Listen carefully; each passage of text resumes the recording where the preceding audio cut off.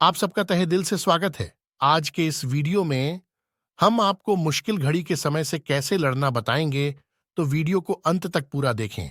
और चैनल पर नहीं हो तो चैनल को सब्सक्राइब करें। तो चलिए शुरू करते हैं। महात्मा बुद्ध जी के समय की बात है। अजातशत्रु नाम का एक राजा था। उनका राज्य बहुत अच्छा चल रहा था, किंतु कहते हैं ना कि समय हमेशा एक जैसा नहीं रहता। ऐसा ही अचार सत्तू के साथ हुआ। राजा कई मुश्किलों से घिर गए और उन मुश्किलों से बाहर नहीं निकल पा रहे थे। उन्होंने कई युक्तियां अपनाई, लेकिन असफल रहे। एक दिन उनकी मुलाकात एक तांत्रिक से हुई। राजा ने तांत्रिक को अपनी मुश्किलें बताइए। तांत्रिक ने राजा की बातों को ध्यान से सुना। फिर उसने एक उपाय बताया। तांत्रिक ने कहा, आपको पशु बलि देनी पड़ेगी, तभी आपकी मुश्किलों का समाधान होगा। पहले तो राजा काफी सोच विचार में पड़ गया, लेकिन उन्हें जब कोई भी रास्ता ना दिखा दो, उन्होंने तांत्रिक की बात मान ली। तांत्रिक के गया कहे एक बड़ा अनुष्ठान किया गया। पशुओं को मैदान में बलि देने के लिए बांध दिया गया। संयोगवश उस समय महात्मा बुद्ध राजा के नगर में पहुंचे। वे उसी स्थान से गुजर रहे थे जहां पर राजा ने अनुष्ठान कराया था। महात्मा बुद्ध ने जब देखा कि निर्दोष पशुओं की बलि दी जाने वाली है, तो वे राजा के पास गए और बोले, राजन, आप इन निर्दोष पशुओं को क्यों मारने जा रहे हैं?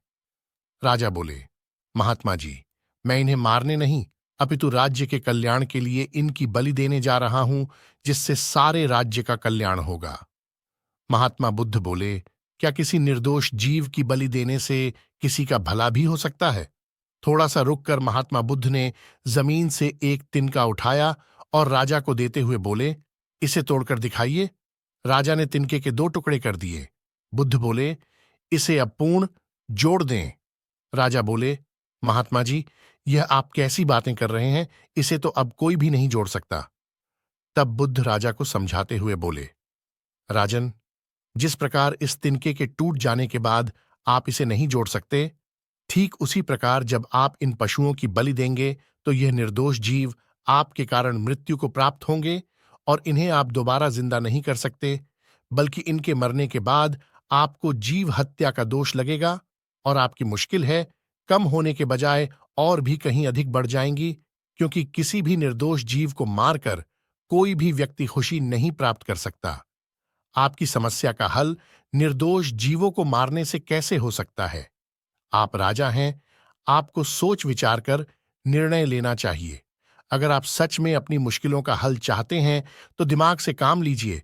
मुश्किलें तो आती जाती रहती हैं, यही जिंदगी का सच है। निर्दोष को मारने से समस्याएं नहीं समाप्त होंगी, बल्कि उसका हल आपको बुद्धि से ही निकालना होगा।